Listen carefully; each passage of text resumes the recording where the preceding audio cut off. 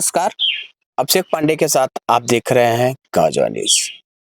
आज हमारे साथ आचार्य जी मौजूद हैं और उनसे उनका परिचय जानते हुए हम जानते हैं धर्म लोगों के लिए कैसे सहायक है, लोगों के जीवन में क्या कार्य करता है धर्म, और धर्म का होना क्यों जरूरी है। इन विषयों पे हम चर्चा करते हैं। बहुत बहुत स्वागत है आपका। जी, मैं राजेश्वर पांडे, गांव बिशुनपुर, आजमगढ़ का हूँ। ये बात आज ये है सबसे महत्वपूर्ण कि हमारे यहाँ भारत में जो राजनीति चल रही है उसमें हम जो है कोई राम के बारे में टिप्पणी करता है, कोई राम की माँ के बारे में, कोई सीता के बारे में टिप्पणी करता है। यानी किसी भी धर्म की भावनाओं को आहत करके राजनीति की जाती है। राजनीति इतनी बड़ी हो गई कि लोग धर्म को इनकार कर रहे हैं, जबकि विदेशों में जिस धर्म के अनुयायी है उस धर्म पर वे लोग इतनी कड़ाई से पालन करते हैं। उनके यहाँ अगर लिखा गया है कि धर्म कहता है कि दूसरे धर्म वालों को खत्म कर दो, मार दो, लूट लो, फूंक लो, तो उसको भी वह धर्म मानते हैं और उसके लिए वह लगी हुई है। जबकि हमारे धर्म में है कि सर्वभूत हिते रतः, सारे जीवों का हित करो, सबकी रक्षा करो, सब पे दया करो, सभी ईश्वर के अंश हैं। ये ईश्वर की सेवा, जीवों की सेवा है, प्रकृति की सेवा है।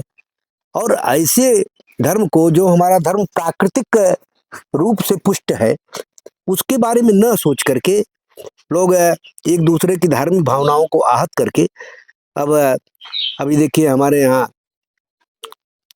हाल में यूपी में सपा के नेता जो है वो राम की माँ कौशल्या के बारे में कुछ गलत टिप्पणी कर गए और कहने सुनने में उनको जो है वो दिक्कत नहीं होती है। कैसे वह जो है एक दूसरे की भावना को आहत करते हैं और कहते हैं कि हिंदू छोड़ करके आप बौद्ध में चले जाओ, बौद्ध में चले जाओ। बौद्ध माने वह कायर धर्म, कहना पड़ रहा है हमको भी, वह कायर धर्म जिसमें एक राजा ने, जो विदेशी आ रहे थे आक्रमणकारी अफगानिस्तान की तरफ से, और बृहद्रथ, राजा बृहद्रथ ने कहा कि हमारी सेना को हथियार नहीं उठाना है, हम बुद्ध की शरण में हैं और बुद्ध में बुद्धत्व के द्वारा हम शांति से रहेंगे, वे भले हमको मार दें। और पूरे देश के लोग बगावत करते हैं, पूरे सभासद, सभी मंत्री इनकार करते हैं और सेनापति पुष्यमित्र थे जो ब्राह्मण थे, उन्होंने कहा विश्वामित्र को कि आप राजा से बगावत करिए और शासन को हथियाइए, आप जो है युद्ध करने के लिए हमको प्रेरित करिए, केवल कहिए पूरी प्रजा युद्ध करके देश का संरक्षण करना चाहती है। और तब पुष्यमित्र जो है राजा को मार करके राजा बने और वहाँ से जो है एक बार बौद्ध की विचारधारा कुछ कमजोर हुई। आप जानते हैं कि जब बुद्ध का यहाँ प्रचार प्रसार बढ़ा है देश में, तो अशोक सम्राट ने अपने बेटा और बेटी उनको विदेशों में भेज दिया, श्रीलंका में भेज दिया प्रचार के लिए। एक राष्ट्राध्यक्ष अपने संतानों को विदेश में भेज देता है और संतानों के साथ वहाँ अच्छा आचरण नहीं हुआ, उनके साथ तरह तरह के दुराचार हुए और उसमें बौद्ध धर्म को बड़ी अपहानि हुई।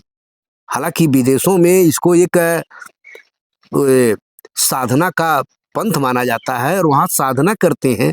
बुद्ध की विचारधारा एक बहुत सात्विक विचारधारा है और वह हिंदू धर्म की जो सनातन परंपरा हमारी है उसकी एक ब्रांच है, एक अंग है, हम भी उसको अपना मानते हैं।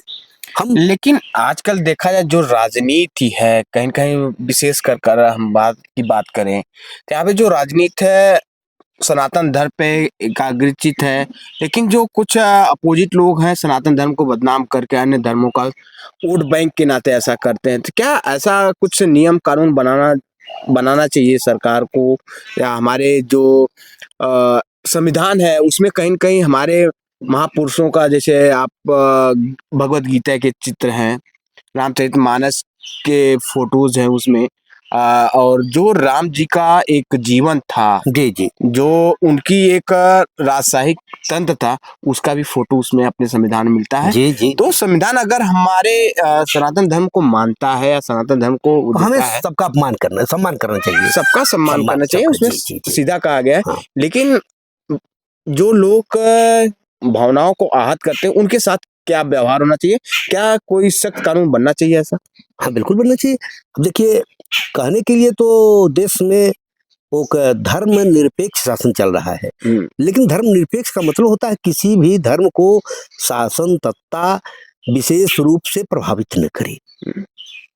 और इसका अर्थ आज तक यही लगाया जाए कि जो कुछ भी हिंदू के खिलाफ किया जाए वही धर्मनिरपेक्षता है।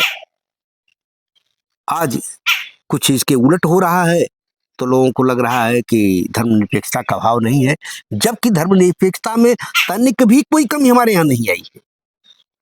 हम जो है ये भारत की राजसत्ता आज की या ये सनातन के परंपरावादी लोग कभी भी हम किसी धर्म के बारे में अपमानजनक कोई टिप्पणी नहीं करते हैं। हम सैयद को भी नमस्कार करते हैं, हम मुस्लिम भाई को भी नमस्ते करते हैं, वह भले हमसे न करें, और हम सबको समान समझते हैं। मस्जिद को देखकर भी हमारे अंदर जो है नत भावना आती है, हम सिर झुकाने का प्रयास करते हैं।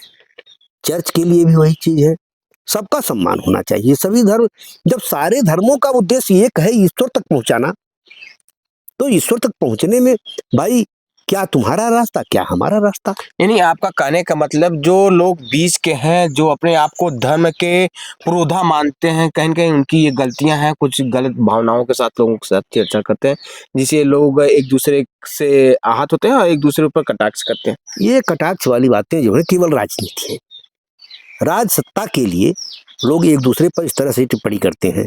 आप विदेश में जाइए, आज जो युद्ध हो रहा है, जिसको आप समझ रहे हैं कि विश्व युद्ध की स्थिति में पहुंचता जा रहा है रोज, और लगता है कि पहले हम आंकड़े लगा रहे थे पानी की त्रासदी होगी, पानी के लिए विश्व युद्ध होगा, आबादी बढ़ जाएगी, अनाज नहीं मिलेगा, उसके लिए विश्व युद्ध होगा। लेकिन एक तीसरी चीज आई सामने कि ये विश्व युद्ध धर्म युद्ध है।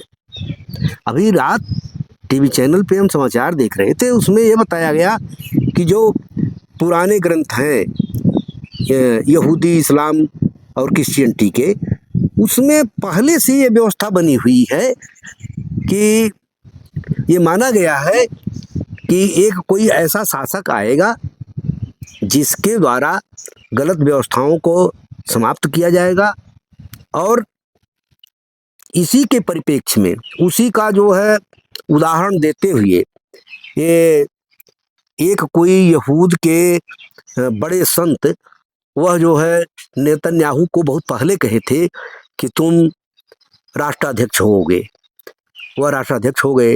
इसके बाद उन्होंने फिर उससे भविष्यवाणी किया कि तुम वही जो है यहूद के आखिरी नेता हो जो इस्लाम को समाप्त करके, और तुम जो है यहाँ पर फिर से वह माहौल बनाओगे जिसमें हमारा मसीहा आए। उनका मानना है कि जब हमारा मसीहा तब आएगा जब हम विपक्ष को समाप्त कर देंगे, दूसरे धर्म को समाप्त कर देंगे। और जहाँ अब हम वही चीज तुलना कर रहे हैं कि हमारे धर्म में सबका सम्मान, सबका विकास, सबके लिए शुभकामनाएं, और उनके यहाँ यह है कि केवल हम रहेंगे, दूसरा नहीं रहेगा। अन्य धर्मों की तुलना में आपका कहने का मतलब अन्य धर्मों की तुलना में सनातन धर्म सर्वोपरि है। हाँ, हम सबका सम्मान करते हैं। इसके बाद भी हमारे लोग आपस में ही केवल राजनीति के लिए, छोटी छोटी तुच्छ भावनाओं के लिए वह जो है अपने धर्म के मानकों का अपमान कर रहे हैं, जबकि विदेशों में एक दूसरे को समाप्त करने की बात चल रही है, और उस पर भी वे लोग जो है अडिग हो करके एक देश दूसरे देश को विनाश करने पर लगा हुआ है। आज देखिए ये जो क्रिश्चियनिटी यानी डोनाल्ड ट्रंप, वह जो है यहूदी सरकार इजराइल की इसीलिए सहायता कर रहे हैं कि वह इस्लाम को समाप्त करे, ईरान को समाप्त करे। तो अब वहां समाप्त करने वाले निगेटिव वहां के धर्म के सिद्धांत हैं, किसी को मार करके आगे बढ़ने की बात है, उसको लोग वहाँ के लोग महत्व दे रहे हैं। और हमारे लोग जहाँ सर्वे भवन्तु सुखिनः सर्वे सन्तु निरामयाः की सबके लोग कल्याण की भावना है, यहाँ लोग हमारे यहाँ टूट करके बिखर करके उनको 2 रुपए का चवन्नी का लाभ दिखाई दे रहा है। तो ऐसे में जो ये शासन सत्ता परिवर्तन चल रहा है, बहुत सारे वादे भी किए जाते हैं और उन चीज़ों पे वादों पे लोग खरे नहीं उतरते हैं। एक सत्ता पाने के लिए किसी धर्म विशेष को सपोर्ट करती है और दूसरे धर्म का विरोध करती है। क्या इस पे पूरे भारत में कोई एक ऐसे अ, कानून बनाना चाहिए जिसमें धर्म के बाद में राजनीति की चर्चा न हो? हाँ, अब स्थिति आ रही है। अब तो देखिए बंगाल चुनाव से ही शायद इसकी संभावनाएँ हैं कि कोई धार्मिक आधार पर उन्माद फैला करके राजनीति नहीं करे। इस तरह से जो है कुछ चर्चाएँ चल रही हैं कि चुनाव आयोग इस पर विचार करेगा। अब देखिए कहाँ तक पहुँचते हैं, क्या करते हैं, आगे भविष्य जाने। जय राम जी की। अभी आप आचार्य जी को सुन रहे थे, इनका सीधा एक कहना था, जो हमारा धर्म है, सनातन धर्म है, वो सभी लोगों को एक साथ चलने के लिए, एक साथ बंधने के लिए कहता है और हमेशा एक ही कल्पना करता है, सर्वे भवन्तु सुखिनः सर्वे सन्तु निरामयाः। इसी को लेकर चर्चाएं चल रही थी। आपको यह चर्चा कैसी लगी? कमेंट के माध्यम से जरूर बताएं।